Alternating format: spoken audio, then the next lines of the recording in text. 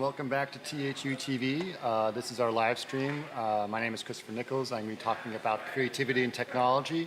And just a reminder for all of you who are interested in some of the content for THU, please go to trojan-unicorn.com and look up at the TV link. There's some great video-on-demand stuff that's going on there for all of the talks that are happening, or most of the talks that are happening. And it's a really great deal, so go check that out. It's a really good thing to see. Today, I'm going to be talking to some really great people that are talking about tools for creating VR content. And I really want to be able to do this. So why don't I go ahead and have you guys give me your name and what is it that you do real quick? Sure. My name is Kelli Townley. I'm the executive producer on Oculus Medium. Okay. Hi, my name is Ciaran Willis, and I'm a software engineer on Tiltbrush. Hello, my name is Mach Kobayashi, and I'm a software engineer on Tiltbrush as well. Okay, well, great. So these two tools, Tiltbrush and Medium, are sort of the tools that everyone started to take notice a lot when they were like, the idea of being able to not just see a demo of some content that was done in VR, but actually be able to do something interactive, beyond games, whatever. It was something very creative that came by. What sort of inspired these things? Can you give me a little bit about that? What sort of inspired the idea of creating these tools? Yeah, I know. So Brian Sharp and Lydia Choi founded Medium, and I think Brian's story is that the first time he got a modern VR headset on, he was like, you have to create 3D objects in this, because it's just an instant sort of realization that you get all this stuff for free in VR that you don't get on a 2D screen, operating with a mouse. So you just tilt your head and you get a sense of proportion and scale almost immediately. So he was just like art tools, and he had been doing art tools for a long time for at Bungie, I think, is where he primarily did that, but he's worked at a bunch of game companies, and he just immediately knew that that's what it would be great for. Sure. And they made it. Okay, well that's great. And so what about Tiltbrush too, obviously? So it's kind of a similar story. There were two people named Patrick Hackett and Drew Skillman. They came from a games background. Okay. And they found themselves doing more and more new technology experiments, and as a result, they just started playing around more and more with VR, and they just loved it. So they decided to kind of go off and do their own thing. And they just tried a whole bunch of different experiments in VR.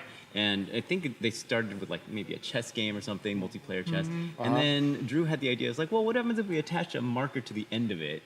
And then he had little trails going. I was like, oh, this is fun. And then he said, what if we just leave them there? And then he was able to like draw a little house. And then he was like, oh my God, this is the next thing. Oh, wow, and that's brilliant. That became Tiltbrush. The story of Tiltbrush, of almost everything in Tiltbrush, is just prototyping and trying stuff out and seeing what is fun, what works. I mean, isn't that the way most great things get invented? Is just like accidental things that happen, right? Yeah. But I think what's fascinating is the idea of creating things in VR. But the first thing that comes to mind when I do that is the problem of it's a completely, when you go to a normal program, let's say I'm going to take Photoshop or whatever, because people have been trained to use computers for a long, long time, they have very familiar buttons that they push, right? Very familiar menus and hotkeys, and you know this icon means move, and you know this, and you know generally where to find it, especially if you use a 3D application, they all kind of look the same. You can't do that in VR because it can't exist in the same screen window, right? So how is it, tell me a little bit about the challenges and how you deal with interface. Yeah, you really hit the nail on the head. That is our biggest challenge, like the interface. Because on a PC, you've got the entire keyboard. You've got Control, Shift, all these things that can modify what you're doing. And years of muscle memory. And you have a sense of like, okay, this is what this button does. And you have like, 26 letters of the alphabet, all these numbers and the function keys, whatever. And then when you're in VR, you're closed off from the rest of the world. You just see, some representation of your hands and the controllers, and maybe 4 buttons or so that you can use easily. And so for Tiltbrush, that's always been the focus. Just how do you make things really accessible? And for us, that means like just throwing a bunch of stuff on the wall, like a bunch of prototypes, and then really distilling down until you get to the bare essence of exactly what it is that you need. And it's by far the largest part of our development time is just polishing those interfaces and making sure that... Well, it's not just that. I mean, I think you're right. It's obviously you have to polish it, but it's also a little bit of a moving target, right? Because you have to get feedback from people about what's working and not working and continuously change it. And every time you change it, people are losing their muscle memory. Well, and it's also like we have a big artist contingent, like professional artists that we just like ask for feedback constantly. And you have to have that relationship because and it has to be people who are willing to experiment with new interfaces and do something totally weird, because it's like you don't know how you're going to do something, and it's like, well, what do you think? And then you try a few different things, and then they get a new muscle memory, right? It's a VR muscle memory. So yeah, I mean, it's crucial to talk to those people and keep that open. Certainly for us, but we also grab people out in the hallway. Yeah, totally. It doesn't have to be an artist, right? It's And like one of the most average person. educational and yet heartbreaking things is to try out a new feature that you're like totally excited about and works exactly the way you have it in your mind. You try it out with the user, and then you can't talk to them. You're not supposed to say tell them what to do. Right. And they're like, okay, how would you do this? And they're like, I don't know this. And you're like, why can't you see the button? It's blinking. It's like right. Yeah. I can't nobody ever notices that. Nobody ever Yeah, notices that. You can like have a thing pointing at your controller, and they're like looking And then over a giant there somewhere. sign that comes out in an airplane that says that button. I can't even watch those sessions because it's so It's frustrating. I know it is. But it's also important. those controllers, right? Yeah, like the controllers are very, different for people to do. And what I think is nice about some of the VR stuff out there, by obviously the Oculus or the Vive or whatever, is they show you a representation of that controller in some way, so that you can kind of see what your fingers are doing. Yeah. And it's kind of an interesting idea. I love the way that people are thinking about these controllers, and some of them are very. Some of them are incredible. Like you really have the instinct of it, right? If you look at it in the real world, it's like no way could I take like the Oculus controls. Like no way is this gonna make any sense. And the minute you try it on, it's like, how is that so? It feels right. Yeah. I mean, it's like, visually, it was like, there's no way it's going to take me years to master this, and you learn it in like 3 seconds. It's That's amazing exactly sometimes right, when you put someone in VR for the first time and you hand them the controllers and they're like, I can see them and just hold them. And Right. Yeah. Yeah. Ta-da! But like on the flip side, some people have, I don't know if you guys run into this, but some people have a really hard time with avatar hands because it's a little, it's like, those aren't my hands. And so they're looking at them in VR, but they're a representation of your hands, but they don't look like your hands. So it can be, you have to get used to that too, but some people just turn it off entirely. Oh, really? Yeah. Oh, okay. But that's one of the more exciting parts about VR, that everything is so completely new that even incredibly basic questions like, do we show avatar hands or do we not? Yeah. Or like, does this do something, and which button does this? Like, Right. none of that's really been mapped out before. And then in the last couple of years, we're starting to see a little bit more firm ideas about what makes sense. Right. But there's still a lot of room and for innovation and exciting new things come up every time. So you just throw out something. It's like, well, do we need that thing, or can we do it like this? And you start getting a sense of what works and what doesn't. Yeah. I mean, are you guys sort of borrowing from other ideas of these, because you're trying to do a lot with just a few buttons, Yeah. right? And so you have to map a lot of things. And I hate to say it, it's kind of a weird analogy, but I think of Stephen Hawking, right? How he has very little hand movement left, and yet somehow uses very few controllers to create complete sentences and create all this thought. And I'm wondering, like, is there parallels that you guys see in terms of how that works? Or do you sort of, every button opens up new things that open up other things? And So there's definitely a balance. Like on the one hand, you want efficiency because you, as a pro, it's like, okay, I want to be able to just map things out and be able to do anything as efficiently as possible. On the other, you have like the accessibility of the product itself. And so you might be able to say, oh, okay, I just hit these 3 buttons in this way, and then that does this other thing. Right. But if nobody can figure it out, or if nobody learns it, then it's kind of moot. So what we try to do on our side is make the very basic functions like easily accessible. So there's a trigger on both the Rift and the Vive. Right. And so that just does the main function no matter what. Right. But then we try to add in, like we recently added this hotkey. So you push the button and then a menu pops up, and then you can quick select to one of your other tools. Okay. So that tends to be a little bit more efficient. But then it's not, it's a sort of an optional thing. And so what we'll try to do is make the easy things obvious and then make the more advanced things a little bit more optional, but still efficient. I mean, back to what I said in the beginning, it's you get so much free with VR, so you don't have to have hotkeys and mouse controls for just like moving your camera or rotating your sculpt or whatever you're working on. Sure. You just move your head. Right. So you get some of those buttons back when you're in VR just by And some things actually have natural physical interactions, Yeah. so you don't actually need buttons for them. That's exactly right. You just Right, grab of it, course. right? You don't have to, have a hotkey. You just reach out and grab it. Right, like to rotate something, you just rotate. Yeah. Yeah, As that's opposed right. to clicking a rotate button and And rotating. like So you mousing, actually- yeah. You're right. I actually didn't think about it that way. VR allows you to remove a lot of interfaces that Yep. you need because you're not in VR. That's right. That's right. Yeah. So that's a fascinating thing. Now, I actually want to talk about the amount of movement that is involved to create something in VR versus the amount of movement that is allowed to do things. Now, the analogy I'm going to talk about is Minority Report. Everyone talked about the Minority Report thing, right? And everyone they said, oh, this is going to be the new interfaces of the future. And they Everyone talks realized about that it. like Nobody people wants to don't use their computer that way. people don't want to move that much, right? No, you'd be sweating. So you'd be sweating, right? It's like, and I don't want to break out a sweat if I have to model something either. So I have a story that's like directly related to this. In the initial version of Tilt Brush, there was no scaling of Oh, yourself so you or have to anything. move around the Yeah. whole thing. So there were two things about that. One is you had to move around everywhere to whatever the size of your thing is. The second thing is whenever you opened up a piece in Tilt Brush, you could see like exactly how far they moved. And so one of the things like people would come up with tricks to make bigger things. They'd climb up on ladders, use mirrors, and all this other stuff. Oh, and so wow. when you saw something bigger than you could reach, you were like, how did they do that? And then we added like the ability to scale yourself so that Okay. you could draw these things.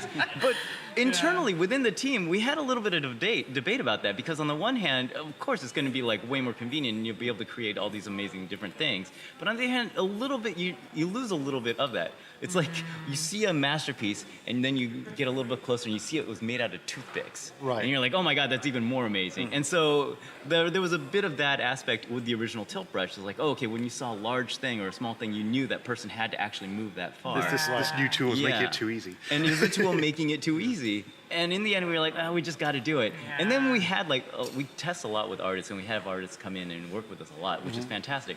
And we noticed, like, initially they'd be like, this and stuff like that. Right. But then after we put this in, then they'd be like, sitting on the couch like this, and they'd like couldn't do this, and then they rotate things, and they do that. And so we felt like maybe it had lost a little bit of that. On the other hand, the artwork that we saw out of that was just phenomenal. Right. Like when you could create just these giant landscapes and you could step into it, and then you could also then scale it even larger than that. Right. Then you felt like an entirely new world opened But isn't up. that nice in itself, Yeah. right? I Yeah. mean, the ability to Yeah. do that, that's another freeing thing that the VR is giving you because you actually are going to see it at any scale you want. Yeah. Yeah. Right? And I think that's really great. All right, I want to talk a little bit about some of the different industries or things that are going on. Obviously, artists, very clear, but artist is a very broad term, right? There's a lot of things that are going on in art that could involve design or other processes. Can you give me an idea? I know you can't necessarily talk about specifics of different industries that have tried things and that have found things For me, possible. I mean, for me, I think this is one of the most powerful things about creating in VR is any industry where you work spatially, like Yeah. you're removing that screen barrier of what you're trying to do. For like, you've got an extra dimension. That's fantastic. Yeah. It's like I can actually put things where they would be. I can Right. see them where they will be, and like. It's like any industry you can think of could almost benefit from that. Yeah. I think primarily for things like filmmaking or game level design, where a sense of space makes a much bigger difference. Where before VR, you would have something on your screen, you might model it up in Mach or Max or something, but you're just seeing this sort of 2D image. Right. But when you can actually step into that set, you can step into that environment. Now you feel like, oh, okay, this is a much different way to view it, and now I get a much deeper sense of being in this building. Like if I were to see this building on the screen, it's on the video, it's like, oh, okay, yeah, this looks like a pretty decent room. But actually being in here, it's like, oh, there's actually a long alcove that way, and it dips down quite Right. a bit. It feels much different, and so you get a different impression about where you can place things. You also get a little bit more creative. You Right. stop thinking about it in terms of like, okay, box here, line here. You start thinking of it as like, well, this is this volume, this is the space, and this is where I can stretch out, and this is what it might look like from all the different angles. Right, and I think obviously, as an example, I used to be an architect back in the day. and Architecture's the obvious So one. architecture is a Yeah. big thing, and actually, it's one of my initiatives was to try to bring a lot more architects to THU this year, and it's been successful. So I'm sure that they'd be interested in finding out more about that. But architecture does have exactly that, right?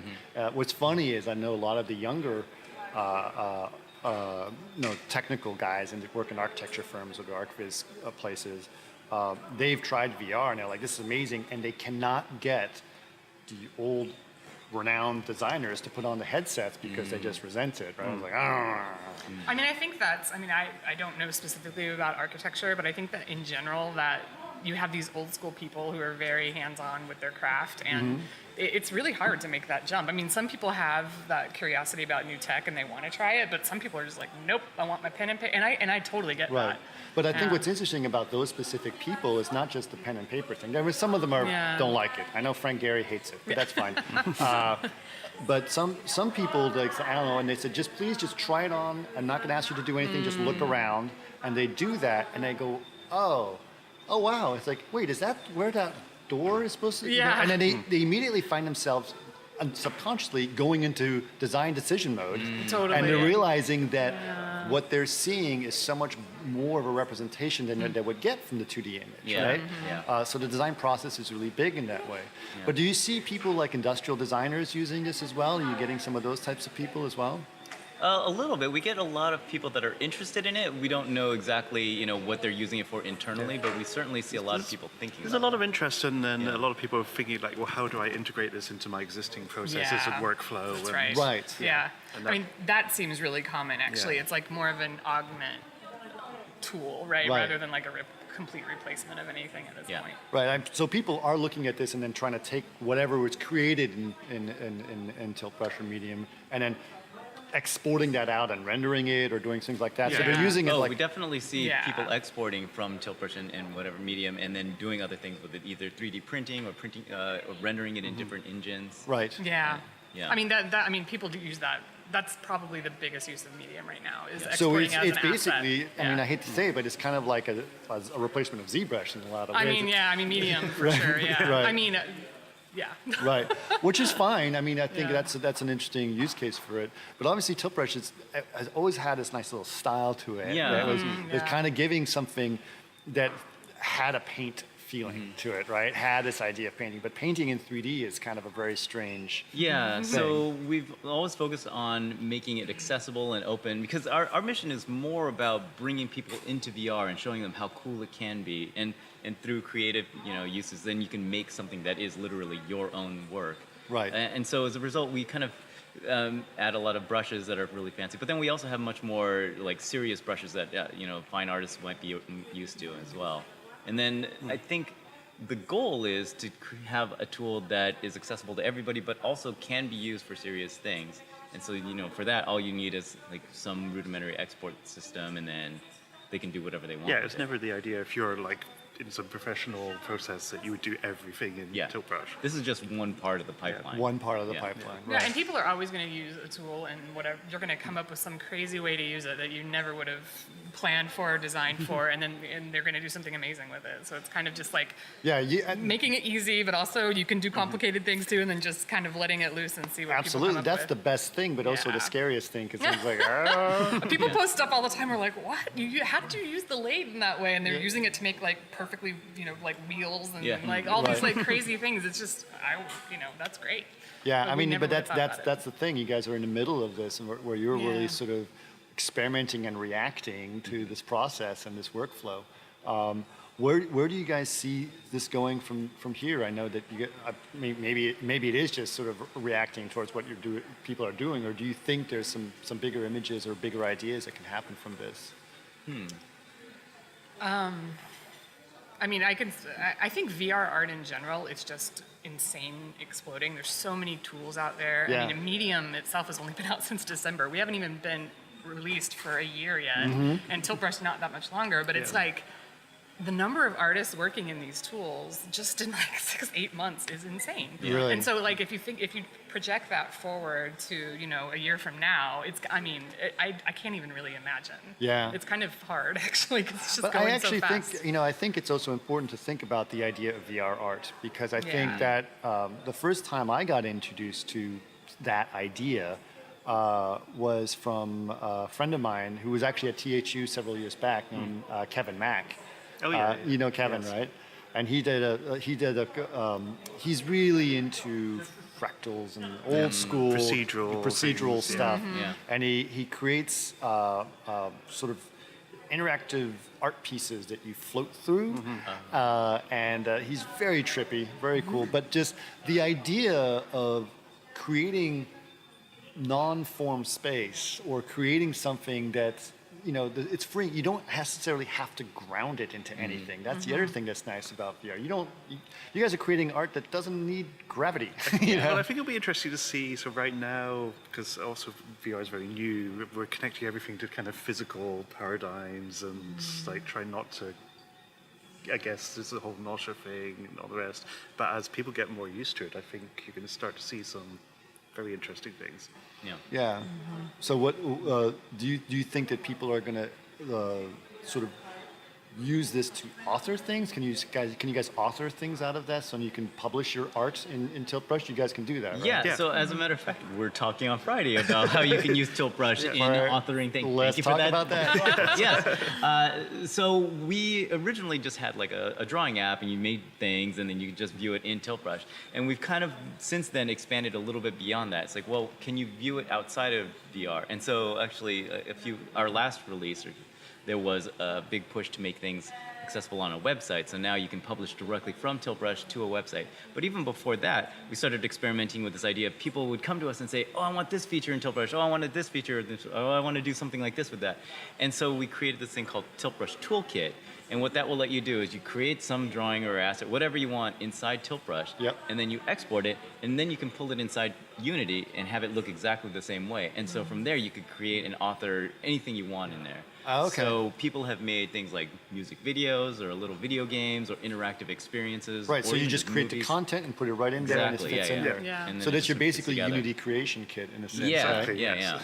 yeah. Yeah. I mean, Medium. Sorry, just got to talk Yeah, about Medium. of course you did. We don't have a toolkit officially, but like so Medium's different than Tilt Brush in that it's like volumetric. It's more like modeling. It's more modeling. Yeah, Right. so it's a little bit different. Like most people don't do experiences in Medium. Like you can do an environment, definitely like a level mock-up environment, but you can export it as an OBJ and you can do whatever you want and put that in Unity. Like it's like this, or you can also do FBX, but like it's this very usable file format that you can export as, and then you can take it into anything you want, like not just Unity, but whatever. All right, well, let's talk quickly about how people get access to these tools if they want to try them, right? Yeah. So first thing, where is Medium available? Medium, it's an Oculus tool, so it's available on the Rift. People do use Revive with it, but Okay. it's made for Oculus. That's Right. what it's for. It actually comes free it's a free piece of software that if you get Oh, so if you get and Oculus, Rift, you get Medium. Yep, Right. it's one of the bundled pieces. That's awesome. Yeah. And it works with obviously with the handsets. Yeah, yeah. I really mean, well. I don't really like the Vive handsets. I mean, I do. I like them. I'm so used to Rift and the industrial design of those controllers. Oh, yeah. Just feel so good. Like you put them in your hand and they just feel really good. Well, great. So people will be Yeah. able to try it out and it's available, like you said, on the Oculus. It's Yeah. available when you get an Oculus. You That's just right. get it. Yeah, it's So a bundled app. Okay, does it come pre-installed or do you have to install? You have to install it. So yeah, you just but look on the it's- Oculus store Yep. and it's available for It's free. free. Yeah, okay, that's right. perfect. Yeah. Great. I'd really love to do that. What about Tilt Brush? Tilt Brush has been one of the newest or oldest ones to do Yeah, this, it was right? one of the first VR apps out there, and it was bundled, I think, initially With the Vive The when it Vive, came yeah. out, yeah. Okay. So Google is much more platform agnostic. We don't really have a horse in the hardware game. So we are available both on Rift Right. and Vive. Right. Our- Wait, which do you prefer? I love both of them. Oh, such a I Google will say, answer. no, I will say that I was personally involved in the Rift port of Tilt Brush, and I really love those controllers. They're so good, They're so- right? they're so yeah, good. they just Right. feel good. They're perfectly weighted. But the yeah. Vive does have really good tracking, and Yeah. it comes built in with a 360. And if you have a nice big room setup, Right, you can there's walk nothing around. quite You- like just walking you around. can- in you- there. Yeah. If you want to build Michelangelo's David. So it's- either one, Google supports both. We're Steam and the Oculus Store, yes. And if you buy a Vive, it's bundled. I believe it's currently bundled I with think Vive it is currently Port. bundled, Yeah. yes. And then on the Rift, you can purchase it on the Oculus Rift store, the Oculus Home. Okay, great. Well, I'm looking forward to hearing your talk as Yeah, well. thank you. We're wrapping up real soon, but thanks so much for doing this. Great conversation, and yes, keep creating in VR. All right, Thank thanks.